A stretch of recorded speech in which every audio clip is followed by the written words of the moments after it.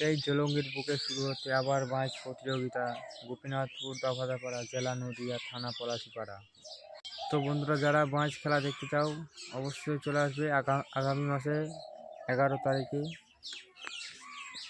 আর যারা আমার ভিডিও যারা নতুন দেখছো তারা একটা সাবস্ক্রাইব করে দিবা, একটা লাইক, একটা শেয়ার করে অন্যজনকে দেখার সুযোগ করে দেবে।